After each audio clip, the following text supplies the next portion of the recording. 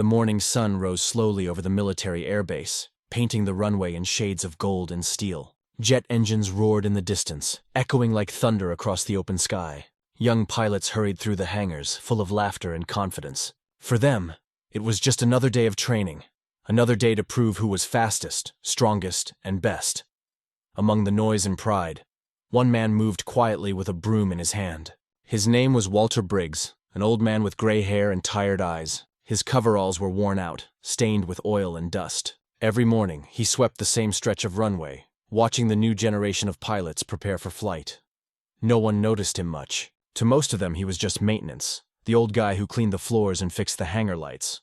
"Morning, Grandpa," one young pilot shouted with a grin as he passed by. "Don't sweep too hard, you might break a hip." The group of pilots laughed. Walter smiled faintly but said nothing. He just kept sweeping, his broom brushing slowly across the concrete. They didn't know who he really was. The air around the base was filled with the familiar scent of jet fuel, metal, and dust.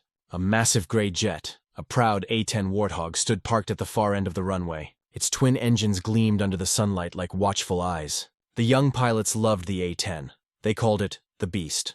But when Walter looked at it, his gaze wasn't excitement. It was something deeper, a quiet connection, like seeing an old friend after many years. He paused for a moment, resting on his broom. His wrinkled hands trembled slightly as he watched two mechanics checking the jet's wings. His mind drifted, and the world around him faded into silence. He could almost hear the sound of the battlefield again, the sirens, the gunfire, the voice of his old wingman shouting through static. "Walter, we're hit. Pull up, pull up!" He blinked, shaking the memory away. "Hey, old man," another pilot called out. "You daydreaming again?" Walter forced a small smile. "Just making sure you boys don't break her before she flies." The pilot smirked. "Relax, Grandpa. We know what we're doing." Walter didn't reply. He simply walked away, broom in hand, the soft sound of bristles fading behind him. That same afternoon, a black SUV rolled onto the airbase. The car stopped near the command building, and a tall officer stepped out. Colonel Mark Stevens, the new base commander. Rumor spread fast among the pilots. "He's from the old school," someone whispered. "Used to fly combat missions back in the day." Everyone lined up to greet him. Walter stood a little distance away, sweeping near the hangar doors, quietly observing. The commander walked past the line of saluting pilots with sharp eyes. When he reached the end of the row, his gaze stopped, on Walter. For a long second, he just stared. There was a flicker of recognition in his face, but he said nothing. He simply nodded once before continuing inside. The pilots exchanged confused looks. "Wait, did the commander just look at the janitor like he knew him?" One muttered. That evening, as the sun dipped below the horizon, the airbase grew quieter. The laughter of the day faded into the soft hum of generators.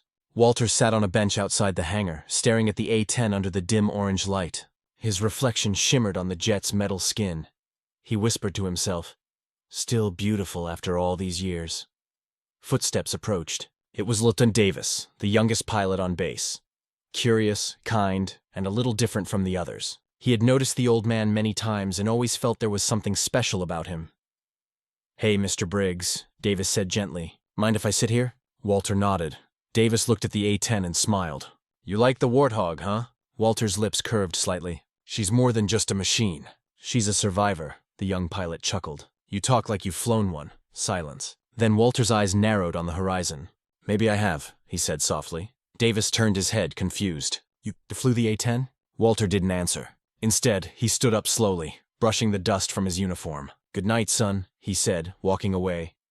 Davis watched him leave, a strange chill crawling up his spine. The next morning, the commander held his first base meeting. "This unit," he said firmly, "has potential, but too much pride. You fly machines built by men who gave everything for this country. Never forget that." The pilots straightened up, but a few rolled their eyes quietly.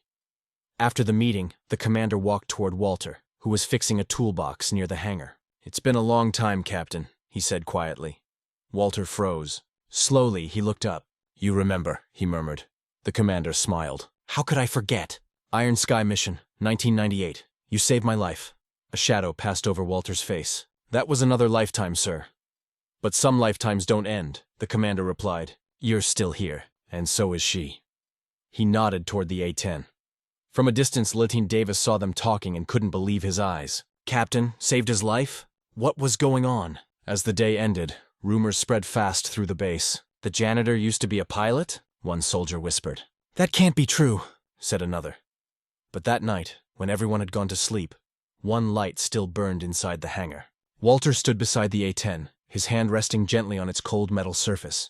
The moonlight spilled through the open doors, painting silver lines along the jet's body. He whispered softly, "You and me again, old girl. Maybe one last flight." The camera pans out in silence. The old man and the mighty aircraft. Two forgotten warriors, waiting for their moment to return. And as the screen fades to black, a single line appears. They thought he was just maintenance, but some legends never retire.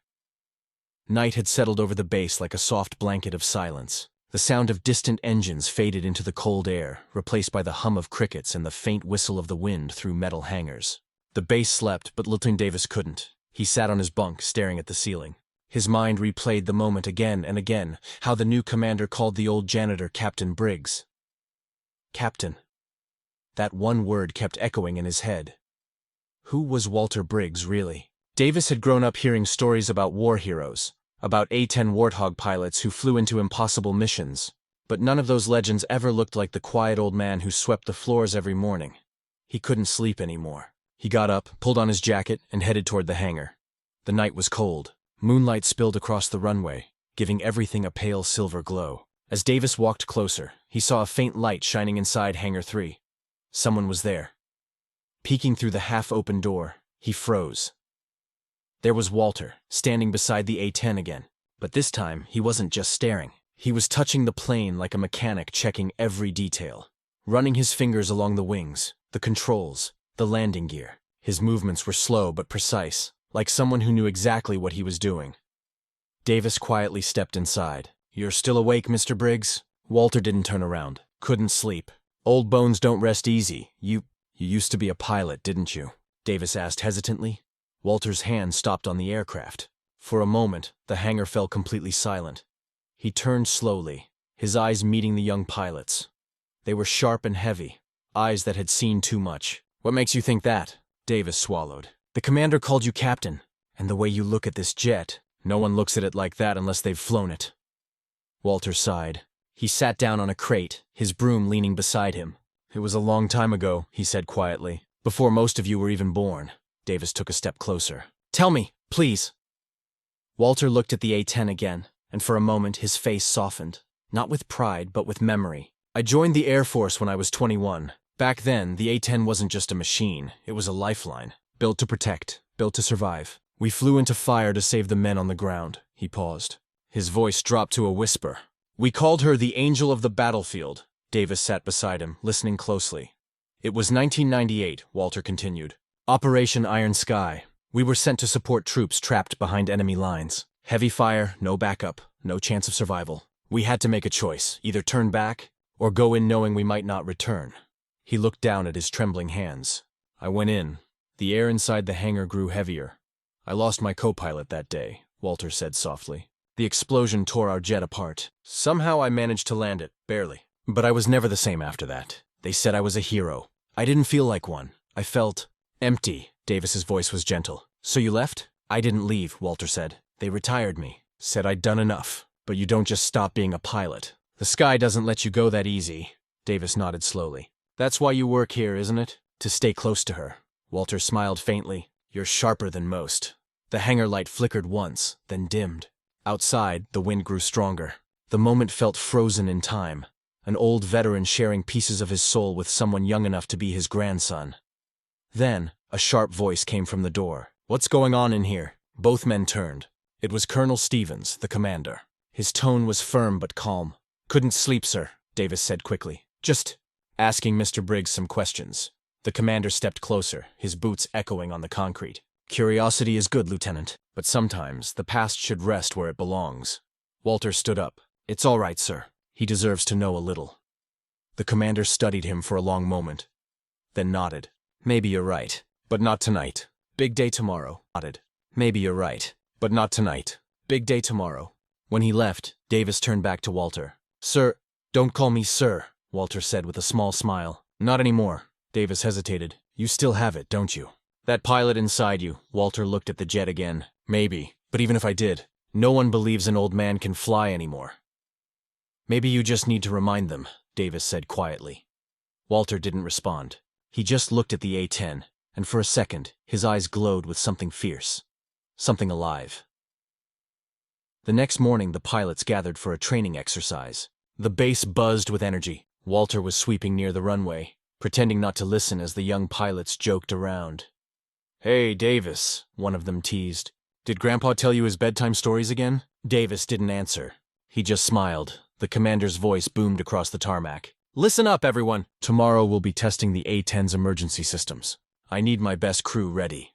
He glanced briefly at Walter, who stood quietly in the background. After the announcement, Davis approached Walter. "You'll be there tomorrow, right?" Walter chuckled. "I'll be sweeping the floor, same as always," Davis grinned. "Maybe not for long." That night, the hangar lights stayed on again. Walter couldn't sleep. He sat in the cockpit of the A-10 for the first time in years. The seat felt smaller, the controls older, but the feeling was the same. His hands fit perfectly on the stick. He closed his eyes and whispered, "Feels like coming home." The engines were cold and silent, but in his mind, he could hear them roar. The sound of power, the sound of memory. A voice from the past echoed inside his head. His old wingman's laugh, the radio chatter, the chaos of combat. And somewhere in that noise, he heard one clear line. "You were born for the sky, Walter. Don't ever forget that." A single tear rolled down his cheek. Outside the hangar, Lieutenant Davis watched through the glass, unseen. He saw the old man sitting there, hand on the controls, lost in memory, and he understood something powerful. This wasn't just a janitor. This was a man who once owned the sky, and somehow, deep inside, Davis knew Walter Briggs wasn't done flying yet. The morning air at the base was sharp and cold, carrying the smell of oil and jet fuel. The sky was clear, painted in shades of pale blue and white. The A-10 Warthog stood silently on the runway like a sleeping beast waiting to wake. The pilots were gathered near the hangar, full of energy and pride. They joked, laughed, and talked loudly about their training routines. For them, today was just another test day. But for Walter Briggs, it was a day filled with tension he couldn't explain. He swept the floor near the hangar doors, pretending not to hear the pilots' laughter. Yet his eyes kept drifting toward the A-10. Every time the sunlight hit its wings, something deep inside him stirred, a mixture of longing and fear. From across the field, Colonel Stevens watched quietly. He had noticed the way Walter's gaze lingered on the jet, the way his steps slowed whenever he passed it. The colonel had seen that look before, in men who had once lived for the sky. At exactly 800 hours, the loudspeaker cracked to life. "Attention all personnel. Training exercise begins in 20 minutes. All pilots report to the main runway." The young pilots started moving quickly. Among them was Lieutenant Davis, who gave Walter a nod as he passed. Walter smiled faintly, but it faded quickly when the commander approached him. "Morning, Captain," Colonel Stevens said quietly. Walter looked up in surprise. "Sir, please, don't call me that," the colonel smirked. "Old habits die hard." He folded his arms. "Tell me, Walter, if I gave you 5 minutes with that aircraft, could you tell me if she's combat ready?" Walter hesitated. His instinct said yes, but his age, his fear of being noticed, said no. "Sir, I just fix the small things now."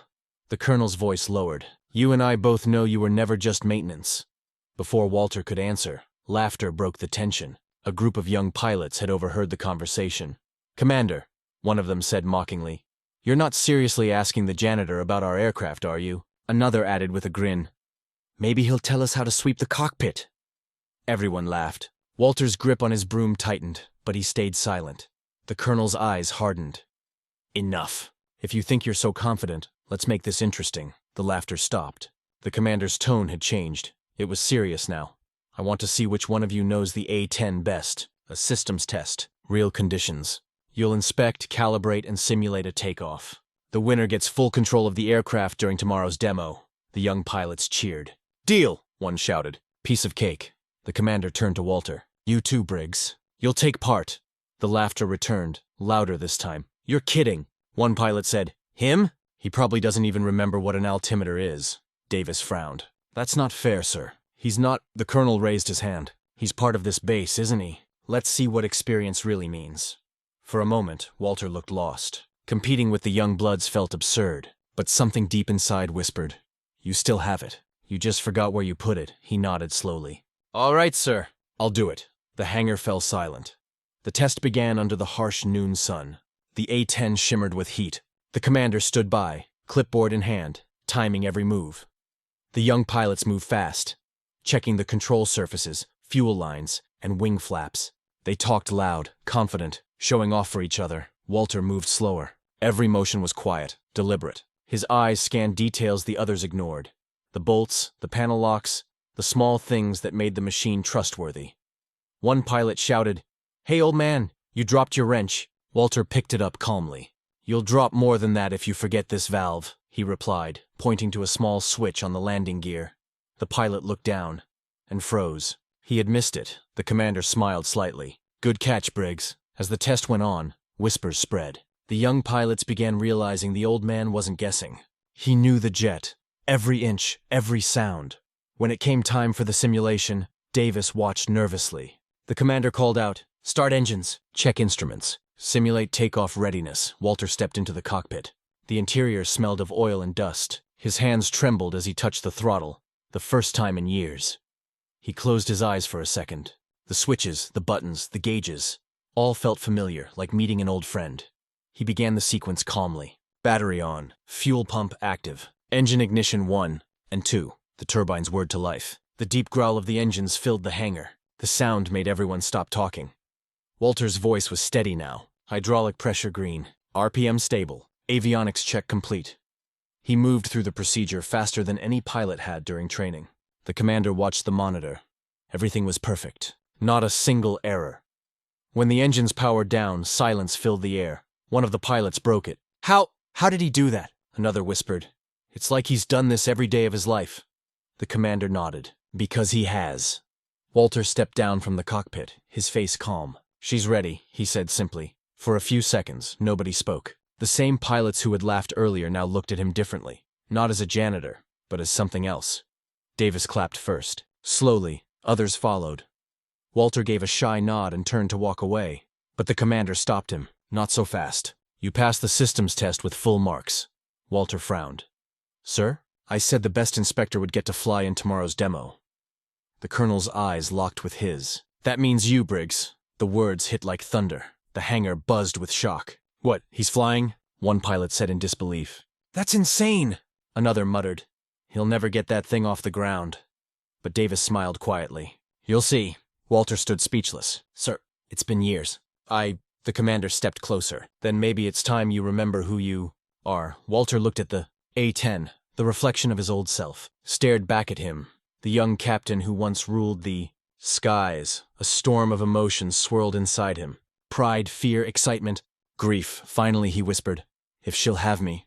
"I'll fly her," the commander smiled. "She's been waiting for you."